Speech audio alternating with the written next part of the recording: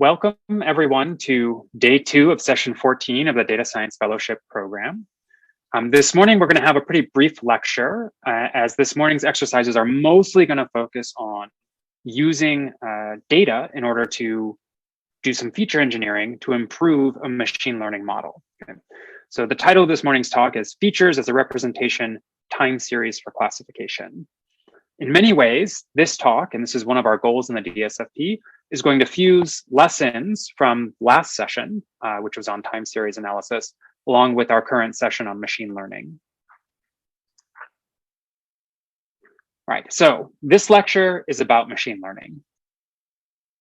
But if I'm being quite honest, this lecture isn't really about machine learning. This lecture is about the classification of variable sources in astronomical survey data.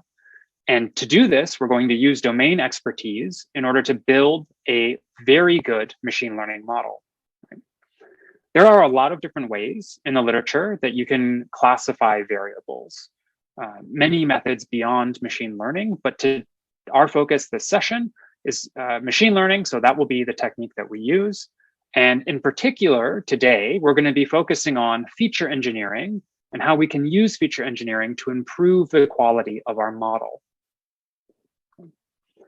As a quick reminder from yesterday's lectures, supervised machine learning algorithms have a training set where a subset of sources have known labels, and we are using the machine learning algorithm to develop a map from our multidimensional feature space onto the labels or the classifications that we are hoping to make.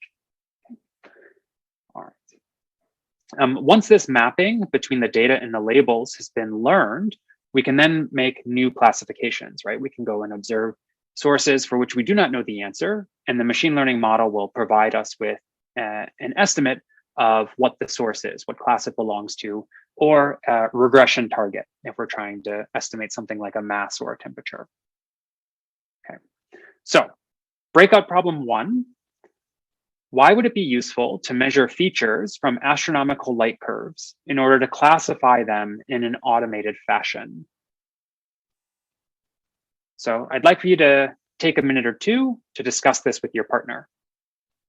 And I think the reason I would contend that we want to do this by being able to measure features is that there's a lot of peculiarities in astronomical light curves. So as we discussed in the previous session, right, there are very large gaps in our observations. For ground-based surveys, these gaps happen every day. And then there's also an extended period where sources are behind the sun. We have unusual heteroscedastic uncertainties, right? So as things get brighter, their uncertainties actually decrease. And so these aspects mean that it's difficult to compare any two random sources, right? If you observe some pulsating star in this direction, and then you observe a very similar pulsating star that is in this direction, okay, the observations that you collect for those two sources are going to be obtained with very different cadence, right? Simply because they're in different locations on the sky, right? And so this is why we want to use features in order to classify time domain sources. Basically, the features are an extraction of information from the raw time series data that allow us to place all sources on the same basis, right? So suppose for whatever reason, the stars that we previously were referring to, the one in this direction, is in one of the Rubin Observatory deep drilling fields.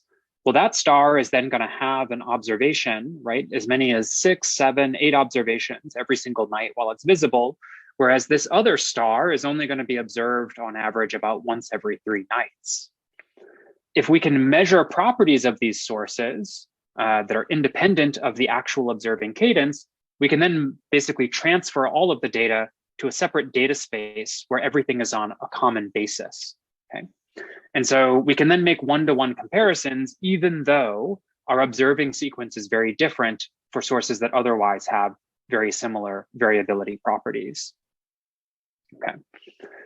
So the next little bit of the lecture is not going to be very long. I'm just going to quickly run through the problems to provide an overview for all of you, and then you'll be able to pull and get started on the problems themselves. Okay.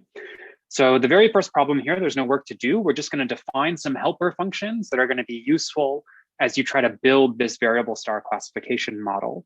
Right? The first function is called lcplot, and this is just a function that'll take the formatted light curve data that you have, and it'll produce a nice plot showing the light curve. We also have a function called readLC, which will just quickly read in the data, again, in the format that it's being provided to you. So here's the function itself. You can look quickly. There's nothing particularly fancy going on under the hood. The one thing I will just note is that this lcplot function can take as an argument a period. So if you identify a best fit period for any individual source, and you provide that period as an argument to the function, you'll get a phase folded light curve. We'll see what that looks like in just a second. Okay, and then here's the simple read light curve file. Okay, the data that we're working with in today's problem comes from the ASAS survey, and I've already made a training set that has stars from 7 different classes. Okay, those classes are miras, RR Lyrae variables, detached eclipsing binaries, semi-detached eclipsing binaries, W-UMAs, Cepheids, and Arcor Bohr stars. If you don't know what any of those words are that I just said, that is totally fine. That is part of what we're doing today. So we're going to start by trying to build some domain expertise and then developing features for a machine learning model. Okay.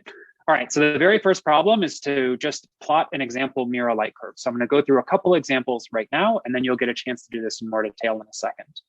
Okay, so here's an example of a Mira light curve. You can see that the amplitude of variations is quite high. So this particular source from peak to trough covers about 6 magnitudes. And this is a source that has a period of 150 days. Okay. Next, we're going to look at an example RR Lyrae light curve. These are pulsating stars. All right, and you can see here that we have smaller amplitude of variations and a very different characteristic shape for this pulsating star relative to a Mira. Okay, and here the period is much shorter. It's about half of a day. Okay. Next, we're going to look at an eclipsing binary star. So these are binary stars where the orbit is aligned relative to our line of sight. And so the 2 stars pass in front of each other. So you can see in this case, the characteristic eclipses as the 2 stars pass in front of each other. In this case, at phase of about 0.05 and 0.55. Yeah. Semi-detached eclipsing binary light curves are eclipsing systems where one of the stars is filling its Roche low. And so we don't get sort of the same clean characteristic coming out of the eclipses themselves. So you can see that there isn't sort of a sharp point where the 2 eclipses start, right? You kind of roll from one to the other. And then W-UMA eclipsing binary stars are stars where both of the stars have filled their Roche lobe. These are also sometimes called contact binaries because essentially the 2 stars touch each other. And what this means is that there is no point during the orbit when you have sort of an out of eclipse portion of the phase. So you have a shape that looks more like this, right? You basically end one eclipse and immediately start the next eclipse with a contact binary or a W-UMA system. All right, so everything and then the next class that we have are Cepheid variables. So these are the very famous pulsating stars that are used as part of the distance ladder. Famously, they were what helped calibrate the first measurements of the Hubble constant. Okay. And here is what a Cepheid variable looks like. Periods that are slightly longer than an RR Lyrae variable, but shorter than what we saw from Miras. Okay. And then finally, the last example class today is Arcor Bohr stars. Arcor Bohr stars are these somewhat enigmatic stars that show random extreme dips in brightness that occur without warning and without any periodicity. Okay, so here's an example of an Arcor Bohr star here. All right, so problem 2, which you're about to start working on, is to worry about the data. We're going to make good on all of that talk from yesterday.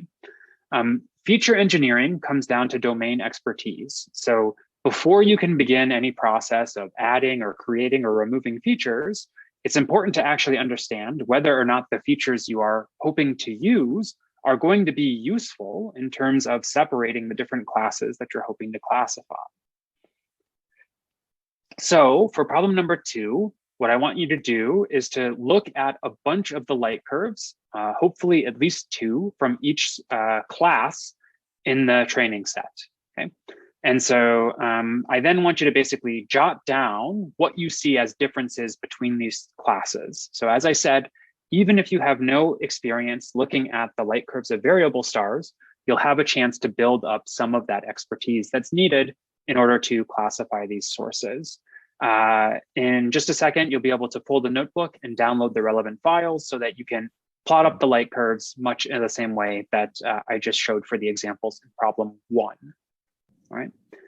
Once you are done with problem 2, and I'm thinking that'll probably take us roughly to this morning's break, you will then be working on the machine learning classification. This is when you actually do the feature engineering. And so for this, you have a bunch of training data. You also have a list for your training set called trainingsources.csv.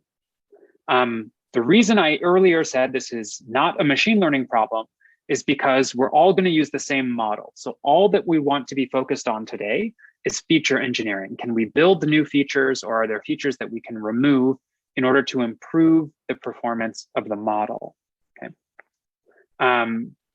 So you'll be able to read in the training file to create our standard feature vector X and label array Y. Okay, and so this cell will do that. That's given to you.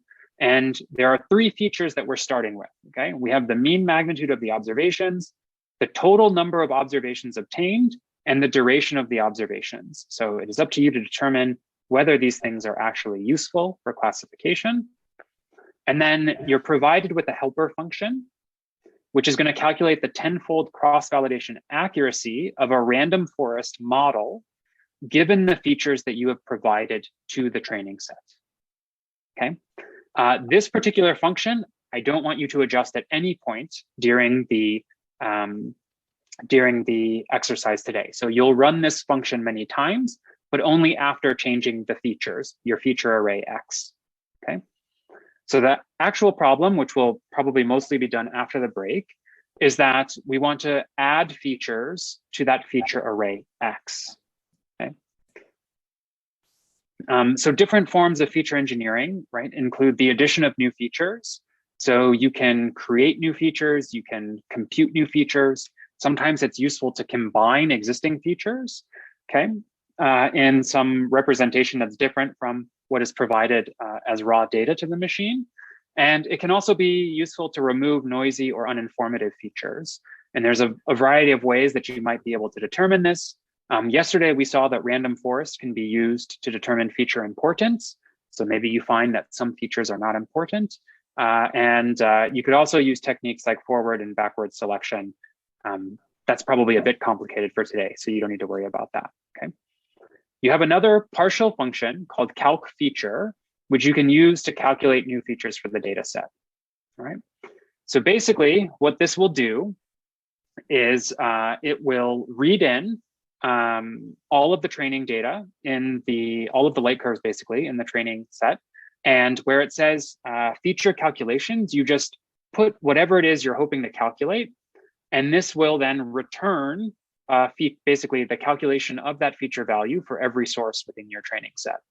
So what you'll end up doing is you will copy this particular bit of text and recreate it several times as you develop new features to calculate for the model, right?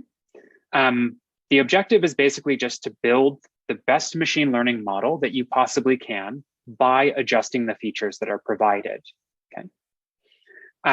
I'm hoping that you can attempt 3 different questions before we get to the end of this morning's session, okay? The questions that I'm hoping you can answer with your partner is, what is the best simple feature you can add to the model to improve the classification performance? And the reason why I want you to think about simple things that you can do is that speed matters, right? Ultimately, we're going to need to classify on the order of tens of millions of variable Rubin sources. And so if our models take minutes and minutes, or if our features take minutes upon minutes upon minutes, or even hours to calculate, that's going to be a huge burden once you distribute that over many millions of sources. Okay. So simple means that the entire training set can be run in something like less than 100 seconds. Okay. We also want to know what is the best individual feature you can add to the model to improve its classification performance. And finally, we're hoping to know what is the optimal combination of features that you can use to provide the very best classification accuracy for the model. There's also some held out data in a test set.